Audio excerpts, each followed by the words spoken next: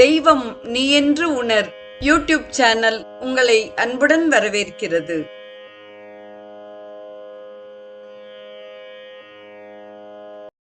வாழிய செந்தமிழ்.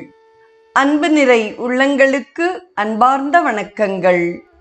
வாழ்ந்து காட்டிய வள்ளல்கள் வரிசையில் சிவானந்தரின் வாழ்க்கை வரலாற்றை தொடர்ந்து அவர் எழுதிய அறிவுரை கதைகள் குறித்தும் வைராகிய மாலாவின் ஒரு பகுதியையும் நாம் சிந்தித்துக் கொண்டிருக்கிறோம். முதலில் வருவது சிறந்த தேர்வு என்ற கதையாகும். ஒரு ஊரில் ஒரு கோட்டீஸ்வரன் இருந்தான். அவனுக்கு பல புத்திரர்கள். என்னுடைய குமாரர்களுள் ஒவ்வொருவரும் அவனவனுக்கு மிகவும் பிடித்தமானதை தேர்ந்தெடுத்து கொள்ளட்டும். அவர்கள் எடுத்துக்கொண்டது போக மீதமுள்ள பொருள்கள் என் வேலைக்காரர்களுள் சிறந்தவனுக்கு கொடுக்கப்படும் என்று அவர் மரண சாசனம் எழுதிவிட்டு உயிர் நீத்தார். தங்களுக்கு மிகவும் பிடித்தமானதை தேர்ந்தெடுக்குமாறு நீதிமன்றம் செல்வந்தர்களின் குமாரர்களை வேண்டியது. அவர்களுள் ஒருவன் அரண்மனை வேண்டுமென்றான். மற்றொருவன் விலையுயர்ந்த ஆபரணம் தேவை என்றான். மூன்றாவது குமாரன் ஒரு பெரும் பூந்தோட்டம் தனக்கு வேண்டுமென்றான். நான்காவது குமாரனின் முறை வந்தது. அவன் எழுந்து நின்று, என் தந்தையின் வேலைக்காரனே எனக்கு தேவை என்று கூறி நின்றான். இதை கேட்ட எல்லோரும் அதிசயித்து நின்றார்கள். இது என்ன மோசமான தேர்வு என்று எண்ணி நகைத்தார்கள். ஆனால் இந்த வேலைக்காரனை தேர்ந்தெடுத்து கொண்டதன் மூலம் இந்த குமாரன் ஏனைய 3 குமாரர்களுக்கும் கொடுத்தது போக மீதமுள்ள சொத்துக்களுக்கு அதிபதியாகிவிட்டான். சட்டப்பிரகாரம் வேலைக்காரனின் சொத்து அந்த நாட்டில் அவனுடைய எஜமானனுக்கே சேரும். இப்பொழுது அந்த சொத்துக்களுக்கெல்லாம் அதிபதியானதுடன் நில்லாது விசுவாசம் மிகுந்த வேலைக்காரனுடைய எஜமானனாகவும் அவன் ஆகிவிட்டான். இதே நிலைதான் விவேகம் பொருந்திய சாதகனுடையதும் ஆகும்.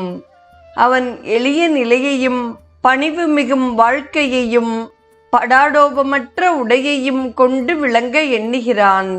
ஏழை பணியாளரின் தொண்டு செய்வதிலேயே அவன் இன்பமடைகிறான். அவர்களுக்கு தொண்டு செய்வதன் மூலம் அவன் ஆண்டவனுக்கே தொண்டு செய்கிறான். அவனுக்கு இதனால் என்ன கிடைக்கிறது? அகில உலகங்களுக்கும் நாயகனாக விளங்கும் சர்வேஸ்வரனுடன் அவன் இரண்டரக் கலந்து விடுகிறான். தெய்வீக ஐஸ்வர்யங்களுக்கெல்லாம் எஜமானனாக அவன் ஆகிவிடுகிறான். இதைவிட மேலானது இவ்வுலகில் வேறு இருக்க முடியுமா என்ன? ஆனால் நேர்மாறாக அற்ப பொருளையும் அழிவை தரும் புலன்வழி பொருள்களையும் தேர்ந்தெடுத்தால் வாழ்க்கை வீணாவதை தவிர மற்ற எவ்வித லாபமும் ஏற்பட வழி பிறக்காது.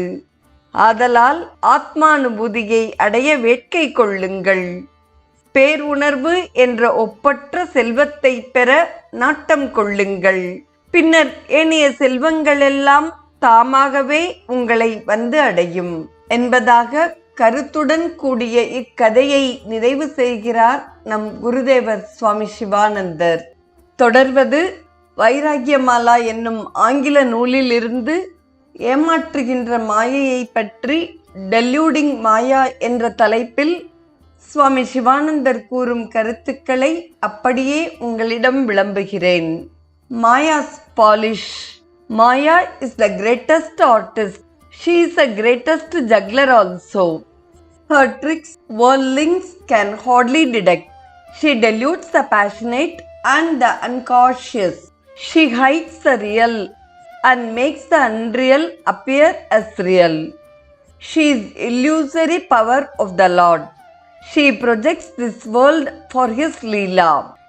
She causes false glittering and entraps the deluded jivas. She does a little electroplating work. She gives a little polish and softness to the skin. Man is entrapped in the snare of a woman. He forgets that behind the skin is raw flesh, mucus, pus, phlegm, and etc. He is attracted by colors, sounds, soft touch, taste, and sweet meat. He indulges gets all sorts of diseases. He is caught in the wheel of birth and death. Honor, name, fame, titles are her tempting baits. O man, O fool, wake up from the slumber of ignorance. Develop dispassion, discrimination, and inquire, who am I? You will free yourself from Maya's clutches. You will attain the eternal bliss of Brahman. Next comes Maya's sugar-coated tablets. Maya performs great tricks. She deludes the ignorant jivas. Behind the sugar coating, there is the bitter quinine. Even so, behind the garden of sensual pleasures, there is the vale of tears. Behind the smile of a woman, there are hatred, deception, cunningness, insincerity. Behind the scarlet lips, there are phlegm and disease-causing germs. Behind the rosy cheeks, there is raw flesh. Behind the beyond youth, there is the old age. With the tottering steps, behind beauty, there is ugliness. Behind the charm of this universe, there are death, diseases, snakebite, scorpion sting, censure, dishonor, earthquake, cyclone, war, and atom bombs. Do not be duped by this tempting Maya. Know thyself and be free. Next comes Maya's tempting baits. The hunter spreads the net and puts grain to catch the birds.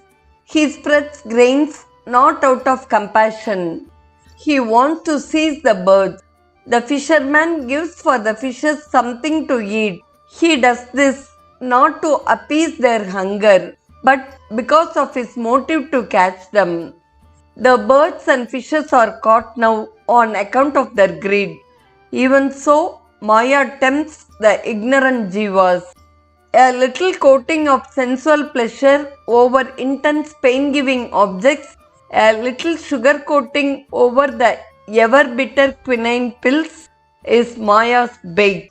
She spreads the net and puts the grains of soft touch, beautiful forms, sweet sounds, varieties of taste and smell. The ignorant souls are caught now. They cannot escape. O man, develop dispassion and discrimination. Live in the company of sages. Tear the Maya's net and attain freedom and eternal bliss. Then Swamiji talks about this is all Maya. One child is born with the two heads. Another child is born with the two eyes on the forehead. One child is born with the long teeth. Twins are born united at the hip. Quintuplets also survive. These are all freaks of nature. Maya can do anything and everything. There is nothing strange here for a Vedantin. He knows these are all Maya's tricks and ways. These indicate the world is unreal. Transcend Maya through wisdom.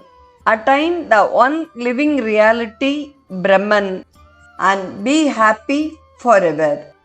இன்றைய நிகழ்வில் சிறந்த தேர்வு என்ற அறிவுரை கதையையும் அதைத் தொடர்ந்து மாயையின் தோற்றத்தையும் பலவித பரிமாணங்களையும் எடுத்துக் கூறிய சிவானந்தர் அதிலிருந்து வெளிவருவது எப்படி என்ற கருத்தையும் நமக்கு அழகாக கூறியுள்ள இப்பகுதியை செவிமடுத்த அத்துணை நல்ல உள்ளங்களுக்கும் நெஞ்சார்ந்த நன்றி.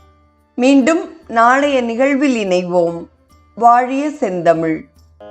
தெய்வம் நீ என்று உணர் யூடியூப் சேனலை கேட்டு மகிழ்ந்த நீங்கள் உங்கள் நட்பு வட்டத்திற்கும் பகிர்ந்து தொடர்ந்து உங்களது நல்ல ஆதரவினை சப்ஸ்கிரைப் செய்து வழங்குமாறு அன்புடன் வேண்டுவது உங்கள் அன்பின் விசாலம்.